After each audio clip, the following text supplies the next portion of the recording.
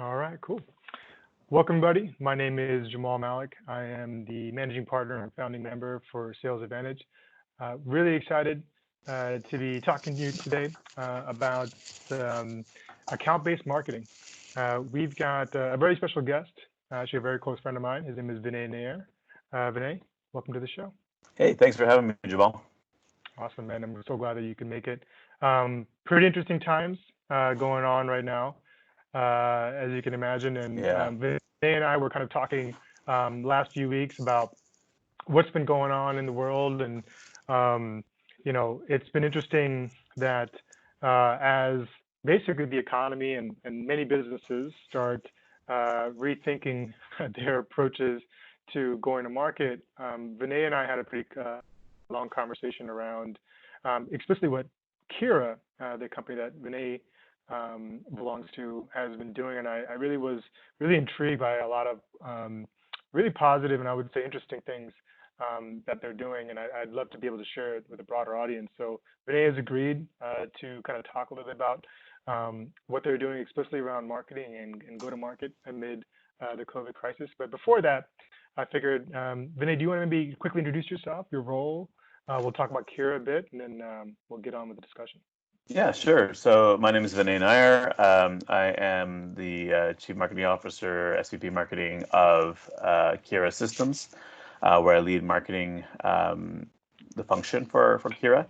Kira Systems is a scale up, I would say, right now, in the legal technology space. And we build a machine learning technology that's able to review, analyze, and extract key insights out of contracts and related documents. And as you tell, a lot of lawyers do a lot of that for their living. And so our strong customer base is primarily in the legal space. In that slide that I had showed you, Jamal, it gives you a bit of an overview of some of our top customers. But 30 of the top 30 law firms in the world are our customers today. We are, present in a lot more, but I believe that this is kind of where our first, stranglehold was as a company. But we've evolved since then and moved into professional services more broadly, into accounting and audit, and really servicing the needs of accountants as well. And then we've also moved into some general corporations as well, who are using us in-house to help them in a variety of contract review and legal review work. And so I think we were founded in 2012 by a Wall Street lawyer and a computer scientist from the University of Waterloo got together, and they built this company, and it's been a great ride ever since. Cool. Yeah, no, and I think it's been interesting to see, knowing you, the journey that Kira has been on, the growth that you've seen. Obviously, it just always it's not only inspiring, but I think it's actually astonishing. And I know this is going to sound corny, like the power of technology, and when you apply it in the right way, what it can actually do to not only like in helping. I don't want to say optimize or transform organizations, but I mean just the impact it can have, the efficiency you can gain, the new markets it even creates. And so it's actually been really amazing again to be working with you, Vinay, and then also seeing kind of Kira evolve and grow these last few years. And so, I think just kind of bringing it back to a second into kind of what we've been talking about, and especially in your role, account-based marketing has been something that again has been coming up more and more Yep. often. And interestingly, I think my own ignorance, I was aware of account-based marketing, but more just in hey, this is how you just kind of do things That, if you want that's to kind what of. that's what you've been always been doing. Yeah, you just haven't been calling it that. Right. And it's interesting because the typical personas that we've engaged with are like sales leaders, chief revenue officers, SVP of business development, things like that nature. And then now it just seems like that approach that was typically used for, I would say, sales, direct sales, is now evolving a little bit and moving, I would say, higher up into the food chain and now into marketing. Um, could you, Yeah. I guess, for those that don't really understand, like myself, what account-based marketing is, could you provide maybe like kind of overview of what it means and also like what it means against the backdrop of marketing as as a profession? Like, why is it a big deal today Yeah. more so than before? Yeah. I mean, like, I think ABM is a term that has also been evolving quite a bit. So when you ask someone, whenever someone says ABM to me, I ask them, well, what do you define as ABM? Because it's a very new space. And I remember Sangam Bagre, who's like the Terminus founder and CEO. He wrote a book back 3-4 years ago called Flip My Funnel. I don't know if you've heard of it, but like he's been talking about this for a very long time. At that time, he was evangelizing the market, right? He was saying, "Hey guys, if you're in B2B, you really need to be a lot more targeted. And here's this concept I'm proposing out there." And he had a bunch of early adopters in his book, and he built them, tried to build a movement around it. His recent book just came out, I think, a few months ago. It's called ABM is B2B, or ABM equals B2B. Which and he starts off the book by saying, "Hey, last time I wrote this book, I was exploring a new idea. Now this is a reality." And I think that is kind of where we're at in the state of ABM right now. It's just that it's been a very incubational field. Everyone's got their own little projects and skunkwork things, and they're calling it ABM. Many marketers have not always been part of the table on that. To your point, right? It's always been something very much a direct sales or enterprise sales division would be thinking about. But now that we start seeing, when we start knowing that, sometimes 60 to 70% of the buying decision is made even before they engage a vendor or a sales rep.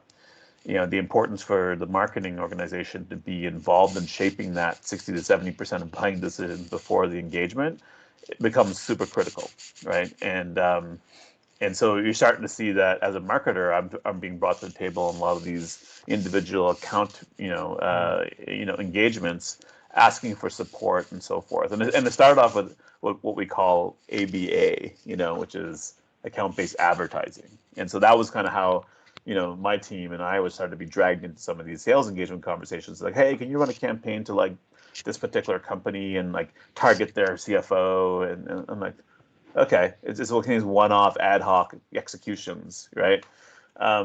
And that's how I started like delving into it. Is just thinking about, okay, well, what's the pitch? Oh, well, let's go create a custom pitch, and we started doing it. Highly unscalable, right? It Right. was highly unscalable, and so I started thinking about, well, how do I get ahead of this, right? And so as I started exploring more and more, like I realized that ABM is a very misleading term. It's actually something that should be called ABGTM, because it encompasses the entire customer lifecycle from the marketing Hmm. to the BDR to the account executive to the customer success rep, right? And so a lot of the folks are calling it ABX now, an account-based experience. Mm. But essentially, it's an engagement model that's driven by deep insights, on a customer or a segment of customers that follows all the way through the entire customer lifecycle. And that's the way that I define it.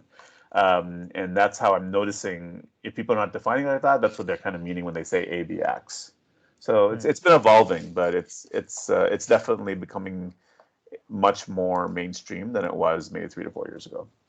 And what I would like to do is maybe kind of we'll double click on explicitly what it means for you and the changes you've been making. But maybe before we get to that, um, could you kind of provide us a little bit of context and maybe paint a picture about what your expectations were going into 2020 Oh as yeah. the chief marketing officer, of Kira, right? You had a plan, right? You were going to serve this, approach.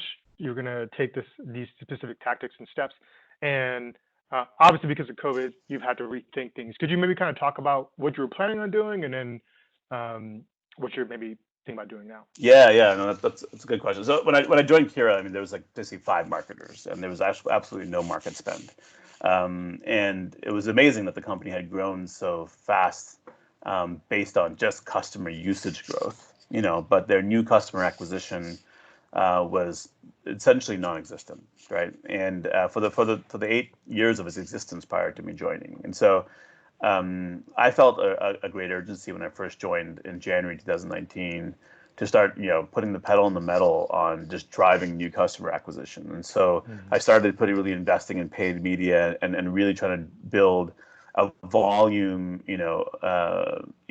based, out there that exists, and make up for for the times that we hadn't invested in market. And so that was kind of what my 2019 strategy was. And my assumption there was that, hey, if I bring them the customer and the right customer, we will close. Right. Because we have good product market fit, and it's a numbers game. And that was kind of my assumption at that time. Fast forward 3 quarters later, being in role, I started realizing, well, all accounts are not made equal. We're better with these type of accounts and not as good with these type of accounts. And you know what? We really shouldn't be talking to these type of accounts because they need functionality that we don't have. They think we have it. And so we started learning a lot more when we started seeing the conversion rates, start to dwindle. We're like, okay, what's happening here? And then that's what really made me realize, I'm a much smaller company here, that we have a product market fit for a very defined audience.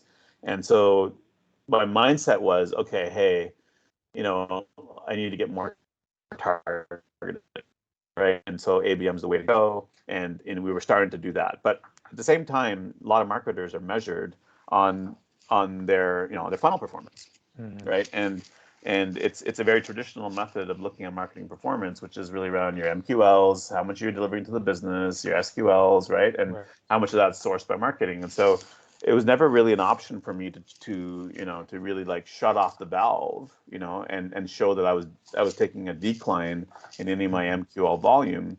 Although I knew I was suffering from the velocity and the conversion of that, through the funnel. So, I talked to a lot of my peers, and I realized a lot of them were running 2 simultaneous funnels. They were running an unknown funnel, which is the volume game, and trying to keep the volume going. And then they were running a known funnel towards a handful of enterprise accounts.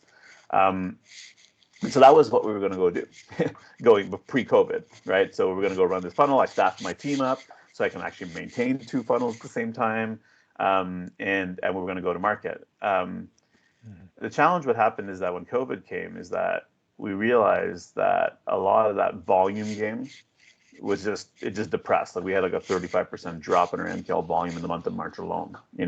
Our organic search volume, which is like almost 80% of our website traffic and our lead flow, just evaporated, right? And so that's just the reality we're in right now. And so, so we needed to shift very quickly and say, okay, well, how do we move into a mode that's very, very, very targeted, very premeditated, knowing that we need to preserve our existing customer base and make sure that they're super engaged with our product. Well, the good thing about Kira is that it is something that is needed in a downturn, potentially a lot more, because lawyers are being called to do a lot of large volumes of work. And if they were not believers in Kira before, in terms of driving their efficiency, they'll probably want to be believers now because it's just necessity, right? And so that's the good part. So how do we get very targeted towards our existing customer base so that they go and drive a lot of value out of our solution? But we know who they are. There's just over 220 of them, right? Like there's very defined set of people that we need to go and help. And then there's the existing pipeline, right? And the people that are engaging with us in various stages of engagement with us, and that's just stalled, right? Now, how do we go and move those forward? What are the types of engagement we're going to do with that set of accounts?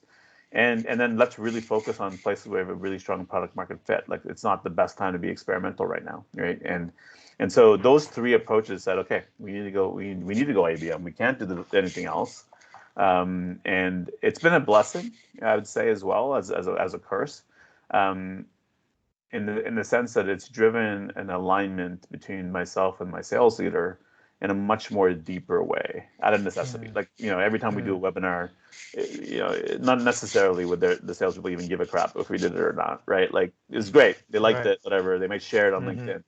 But now I'm finding that they are waiting for us to come out with this net new campaign so that they can go and drive their engagement. And it's been nothing but great feedback there on this approach in COVID. So I think it sounds like, you know, you've been toying with the idea of taking a more ABM approach, but what it boils down to is that in your role, the way you're measured in your role, it almost forces your hand to keep on the volume game, Mm-hmm. right? And it's not necessarily like whether it's right or wrong, but it's like it's how you're measured. And I think a lot of executives, live in this kind of weird dichotomy of like they know what the right thing to do is, however, they keep, having to push certain initiatives because at the end of the day, like hey, if I don't achieve X, then either I'm not going to be able to achieve my incentives or my commitments, and that makes me look poorly, makes my team look poorly. It impacts the way how much budget we get. So Mm-hmm. now though with COVID, it sounds like look, there's some adjustments being made into potentially the amount of monies and budget that's been allocated to achieve again the outcome as a Mm-hmm. marketer, which you have to achieve, right? So that's being called into question. And also, I think there's probably also another emphasis on like what is the ROI of the money that we are spending. Where, Mm-hmm. and I know this is always comes up, right? Like, okay, you made this many MQLs, SQLs, but what was the conversion? Da da da. It happens all the time. Yep. But now there's a level of scrutiny where it's like, all right, you know what? Where do these 2 points connect? And then what I'm hearing from you is that it's almost not forcing you, but it's causing you to have deeper, I would say, conversations with your sales leaders. You're now talking about, when you told me you were talking to the product manager, and you're inviting them to, calls that are happening that marketing is leading. I was like, wow, that's pretty cool. Like what was this about? And so now let's talk about, I think, explicitly what adopting ABM means for Kira. Now, you said before that ABM is an organizational strategy, not a marketing strategy. Correct. Could you maybe just kind of provide some more insights explicitly in under the backdrop of Kira, right? What does it mean? I know you've been really pushing it and you've been a huge proponent on it, but functionally, practically, what's happening behind the scenes to adopt this approach? But I think it's fundamentally getting that buy-in that this is how we're going to go to market at the CEO level was super important. And my CEO, has is a lot more what's the word, like broad-minded. Like he didn't grow up in the system. He's a founder of a company, Wall Street lawyer. He's an intellect and academic, and so if you show him the numbers, he tends to buy in if evidence is there. The challenge is when you work with a CEO who's been growing up in current systems that they're growing up with. It's challenging for them to think about some of these approaches and be okay, letting you off the hook on your MQL volume so you can go and try something like this around pipeline and revenue, which matters more, right? And I think with my CEO or founder, he was telling me this from the beginning that I don't think we're a volume company. But the board, that's also part of the equation, has a cookie cutter approach to how they measure marketing. Yep. And that's really around the MQLs and conversions of MQLs and cost per MQLs and all those type of things. And so, yeah, to your point, like I think the first step is getting that buy-in at the CEO level, and then my CRO level. She owns the BDRs. My success is on those BDRs. And so I need to ensure that she's giving them the direction. That's the same direction I'm giving my team, because it's like passing a baton, right? Like I do this much, I pass the baton. BDRs take it, they pass the baton to AEs take it, they pass the baton to CS, and that's how this whole thing goes. If any part of that link is broken, I'm not successful because we don't win the race, right? And I think that level of orchestration between those four teams is essential, and I only own one of them, right? Right. And so I'm the starter. I'm the guy. I'm the person that runs off the blocks and tries to get us a lead, but I'm not the person that finishes the race, right? And so my CRO was also, just it was, I think we want to do both. Like, I think both are CRO. We wanted the volume, we wanted everything, we wanted ABM, we wanted everything. I think one Right. thing that COVID did was it just said, you know what, it gave me a little bit of air cover on, hey, you know what, everyone's MQLs are down in the tubes right now. It's not just me, right? And Right. so it's like everyone's throwing their targets out the window right now in Mm-hmm. terms of a pre-COVID target setting, right? And so it's giving me a bit of air cover on the MQL grief that I would normally get by showing a 30% decline in MQL. It's COVID, right? So everyone's apathetic to it, right? Right. And so now we're trying to do things that we always wanted to do without the pressure and the distraction of driving volume. We're just being really focused on what matters, right? And I think that buy-in at that CEO and CRO Yeah. level, super important. And I want to not necessarily unpick, but there's just so much you share that to me is just such a fascinating. Um, it sucks. I mean, obviously the situation sucks. Nobody, would want a scenario like this to take place or go down.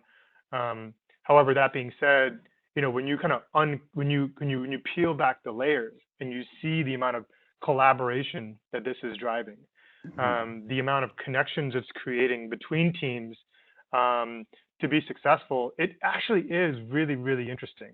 And a couple of things you said that I'd love to kind of double click on. One of which is, you know, um, let's just kind of start with the most apparent thing, which is for a marketer, at least in my experiences, again, it's how they are measured that typically drives the behavior that for the average marketer. And I use the air quotes, volume, get the message out there, numbers, numbers game. You, however, have always had a much different, I think, even years ago, take on what it means to drive customer acquisition, right? Right. So for ABM, in your words, what is that key difference between volume and target? And once you go there, I want to start kind of stepping through the baton passing you were talking about. But in your words, what's the main difference if like somebody's coming to this brand new between ABM approach and more of a volume approach? Honestly, the key word is engagement, right? Like I think the volume approach is it was something that works in the previous world, I would say, where I think the product market fit's a lot more broader, and you can go and reach with level of success, like a Salesforce.com or a Microsoft, those type of firms, pretty much they can sell to almost anybody anything underneath their banner, right? And I think the word for me is engagement, because I'm saying all those things matter, but it's not really the volume of it; it's the quality of it, right? And Right. so, and so it's quantity versus quality. And so, instead of looking at like, hey, how many MQLs did you drive this month? It's more about how many MQLs did you drive in our target set of accounts that we can sell to this month, right? And Mm-hmm. and how many times do they keep coming back? I don't need new people all the time, but if you have Mm-hmm. people coming over and over and engaging more, that's the name of the game, Yeah, right? I love that. Customer engagement is like the new currency. That's it. Like, That's it. it's like, and you can measure that across every aspect of I'll call it the customer value chain, Hmm. marketing, sales, customer success. How Hmm. much is your customer engaging, right, with you across all those facets? And one of the things you said to me um, was that that's pivoted by the quality of the research that you do Yes. about the customer and the industry. And so now let me kind of start asking you, kind of like as you've been taking this approach, quick observation from my side. The research that you're basically now doing on these target set of accounts and the industries, how has that brought together, you know, all the different players um, that have to now kind of really, interact and orchestrate in driving value, for customers. Yeah, I mean, I think in order for ABM to work, it needs to be driven off an insight campaign, because if you're going to target anybody, you need to know that target really, really, really well, right? And I think the foundation of ABM is insight, is account insight, customer insight, right? And then I think the other part of it is, okay, that's for us, right? That's internally, we need to have that insight. But how does that translate into messaging, that we take to the customer, right? That also has to be insightful too, right? And so although we can have a really deep understanding of what our persona is going through, the value props that we provide to them, if they don't know they have a problem, there's a problem, right? And if you think about the biggest competition most customers have, it's really the status quo or do nothing, right? Hey, everything's fine the way it is. So if you're not able to challenge them with the insight, saying that, hey, are you really doing well? Like your peers are all doing this, and you're over here. If you don't have that level of insight in the way you approach the customer and have the numbers to go improve your assertions to them, then it's going to stay in status quo because these people are not in a buying market coming to you and raising their hand, right? So you have to turn them in a very consultative way. And so I think that's why this research that we're doing right now is super important because what we're doing is we're getting into their head a little bit and understanding what are their priorities, what are their problems, and looking at where they want to go, and then it's giving us insight as to what their problems are, and that's going to allow me as a marketer to say, okay, well, let me go and build some research, or some content that's going to help them get past that, drive awareness, get them to consider different solutions, and then close them. So yeah, that's why I think insight's the foundation of ABM. Yeah. Yeah. And I think it's interesting again, just like, again, in the way that you're taking this approach, right? There's research and there's insights you're deriving from a subset of customers within a broader industry, right? And then so, the way I've again, my observations at least is that the insights is something the entire organization surround is I don't want to say agrees on, but I guess that's the red thread that ties everybody together. So you've got this research, Mm-hmm. then you've got marketing hooking research, and they're extracting from it like, hey, what is the industry trying to do? What is the messaging I can create to make sure that we're aligning what we already can do with that and advocating for that and you know beating the drum, if you will, around that.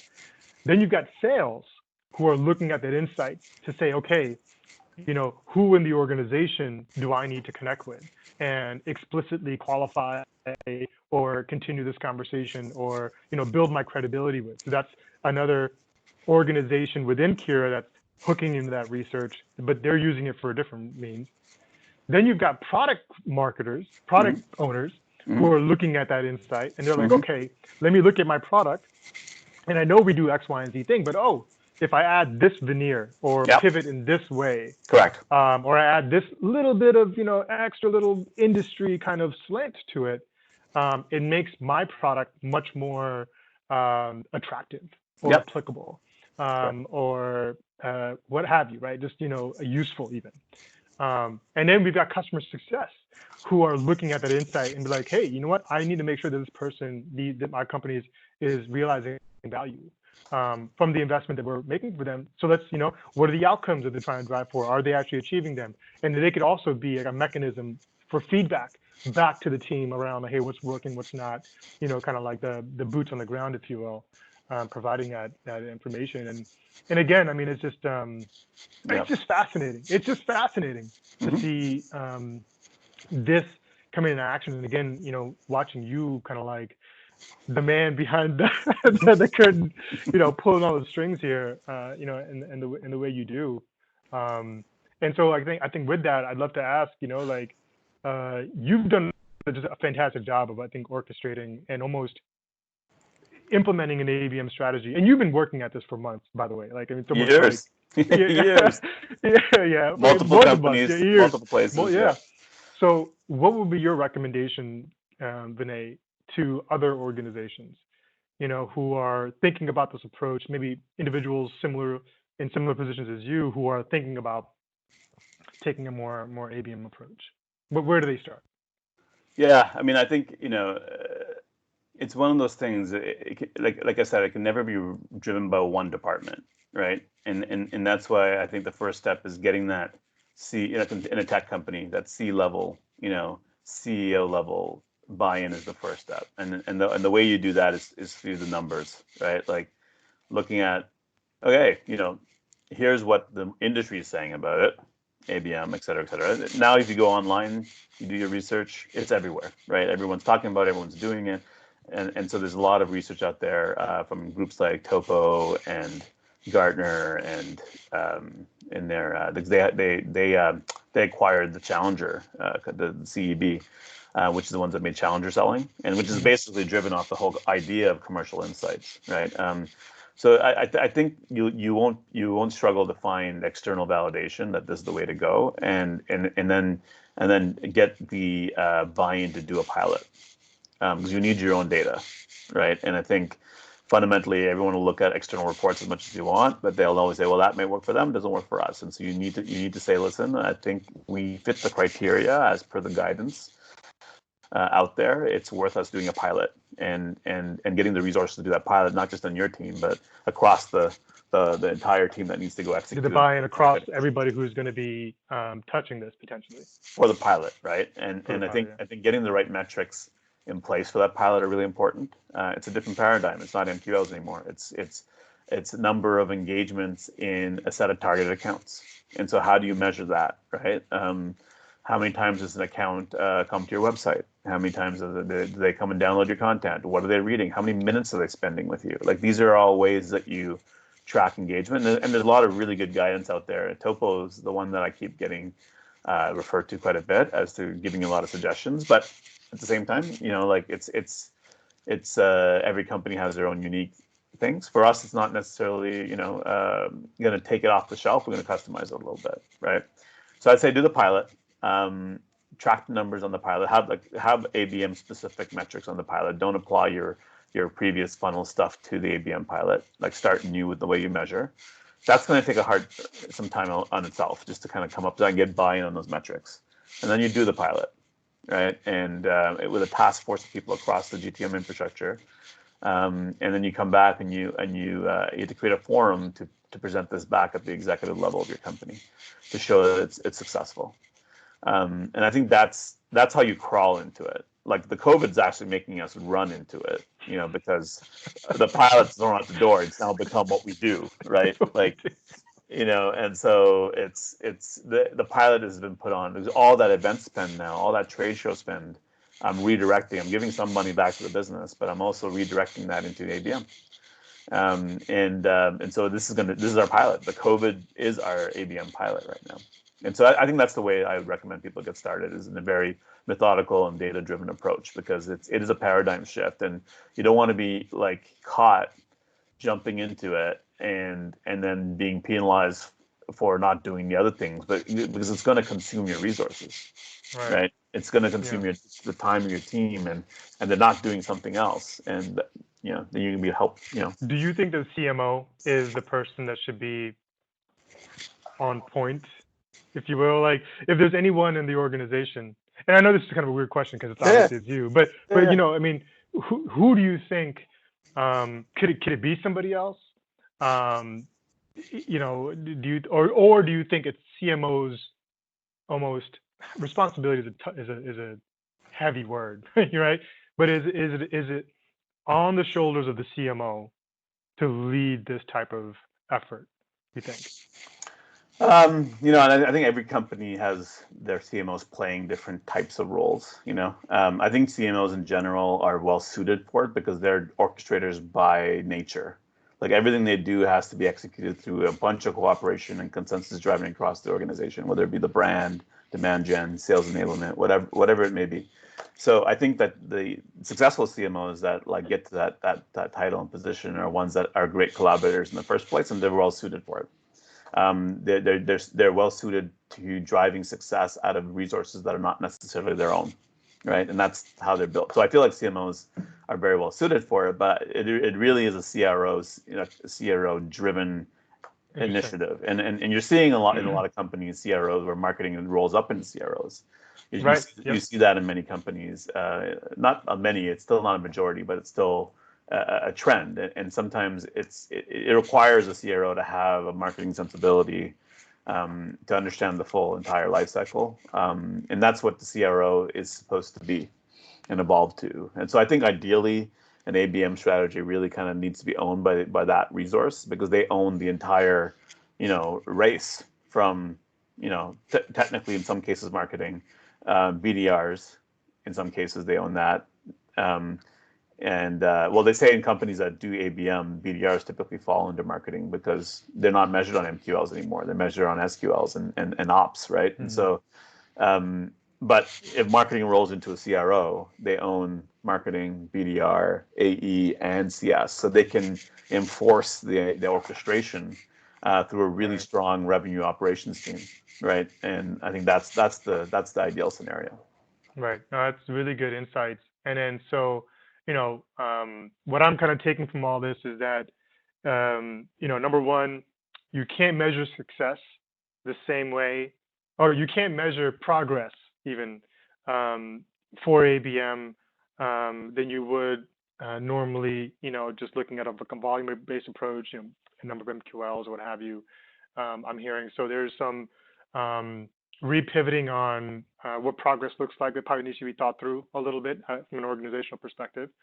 I'm hearing that engagement is the new currency, and that's something that's everybody across the entire customer lifecycle should think about in measuring success.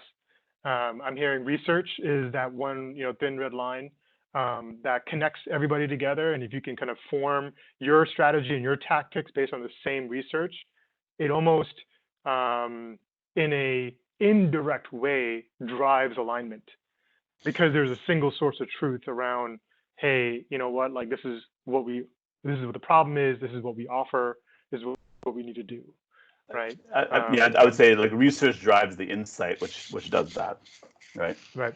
Yep.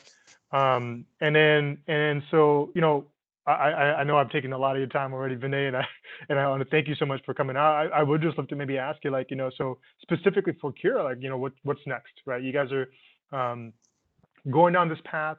I know you have a few slides. I don't know if you want to talk to that at all, but yeah, where do you guys go from here? Yeah. So I mean, if you want to, I'll talk to you a little bit about, if you want to pop up the slide on the insight driven. So essentially, what we're doing now in this move towards ABM is really around an insight-driven campaign model. And so, if you look at the slide below, what we did in this scenario in our pilot here, in our COVID-19 pilot, is we basically used Kira, which is essentially an analysis and research and analysis tool, to basically create research that was really, really relevant to our customer base. And so if you just flip back one slide, just to give context, we did some research here, and this was anecdotal research, but based on our relationship with our customers, we were like, well, what's going on with our customers right now, with the lawyers in our customer base in COVID right now? What is top of mind for them right now? What are they feeling? What are they needing help with? And really, we just checked in with them. And one of the things that we learned was that to this research was, and I used our word research loosely in this case, but it was very, very anecdotal research. But we realized that they're being called upon to do an enormous amount of contract review to go and look for the impact of the supply chain disruptions they were seeing. So looking for force majeure, looking for termination of convenience, and looking for ways to shed spend, right? And they're also looking at, a lot of them are also looking at recessionary impact. So what happens now, when our customers stop paying, what are some of the implications there? And they're looking into their contracts for that. And also employees. I mean, the unfortunate thing of this whole thing is the amount of disruption it has to the labor force and the amount of people that are being laid off right now. And that falls on top of our lawyers to look through the employment contracts, to look at all the stipulations and everything like that. So they're being inundated, essentially. And that was kind of the findings of our research, is that this is the problems that they're facing right now. And so then we move to the next slide.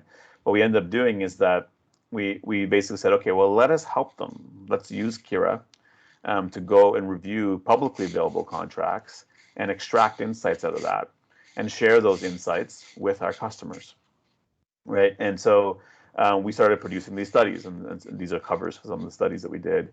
And we published the study, and it had an amazing like pickup. And when it comes down to like, the concept that we're talking about around engagement, um, the engagement on this particular asset when we published it was extremely high. Not only from our customer base that downloaded it over 300 plus times within the first few days, um, but also from our sales reps and the BDRs saying, wow, my customers are asking about this. What do I say? And so then all of a sudden we got like forced to start creating talk tracks and insight driven, advisories for our sales force to show up not as people trying to pitch them an appointment or try to pitch them a software, but rather to kind of give some consultation in these really tough Right. times. And so that turned into a webinar, which we had like, over 300 people register for, over 150 people showed up, and these are really highly qualified, leads. They were lawyers, they were partners of firms, and that's the type of stuff we don't typically see on webinars. And it really comes back to the whole insight approach, because we created something that solved a problem for them and gave them an answer to their problems. And so essentially what happens is like even the CNBC picked it up when we did the journalism outreach, and it became a huge, this pilot became much bigger than we ever thought it would be. But really what we did is we're creating this into a campaign now. So now we have roundtables launched now, where we're doing, kind of one to few, roundtables for a set of prospects that came to the webinar. And we're saying, hey, if you want to go and look further into this, we're doing a roundtable type of motion to help you out, to help you get to the next stage. And then we have the next stage, which is really an abbreviated POC. And that abbreviated POC is like we're putting a POC on steroids, and we're doing it fast, so that these people can get up and using Kira as quickly as possible to go solve their problems. So this has evolved into a demand generation model essentially now, that is driven off the insight. So now, to answer your question around like what's next now, it's like, okay, we kind of threw this out there, and we experimented. We're seeing great engagement, and it's driven off the insight. Now we want to go and cater this research and this insight to various industries outside the core law firm customer base. And so we know the law firm customer base really, really well. We know the professional services customer base very, really well, because we've got a lot of experience working with them. And they ultimately take our product and use our product to go and provide an end user advisory to their customer. But now, we're trying to think, well, how do we go talk to the customer directly? Because the customers are coming and asking for us to build this capability in their organizations, right? And that takes a different thing, because the problems that we're trying to solve are not, hey, we're trying to get a whole bunch of projects out the door as profitably as possible, which is kind of the case in professional services. It's more a ongoing business as usual use case that we need to instill in these customers. So they realize that Kira is not a one-time project thing. It's something you embed into your core processes as a company to get you ahead, right? And that requires a messaging shift, a deeper understanding of their problems as an end user customer. And that's where we're that's the kind of stuff that you and I are talking about right now, which is like, how do we go and do deep, customer level insights around what's their top problems, what are they trying to achieve, and how we can go and solve that. And that comes from like micro level insight that amalgamates into a macro level industry insight that I can use to go create these campaigns. Right. You know what I mean? So that's the next step for us, is taking this level of insight and really customizing it to various industries. It's really fascinating, man. It's honestly, do you want to keep the slide up, or are we good? Yeah, we're good. Yeah, that's it. Yeah, we're good. Yeah, no, it's just so fascinating, man, to kind of see innovation in real time. What is it? Necessity is the mother of all invention. Invention. Right? Yeah, you got it. And it's incredible. I think what you're doing right now, Vinay,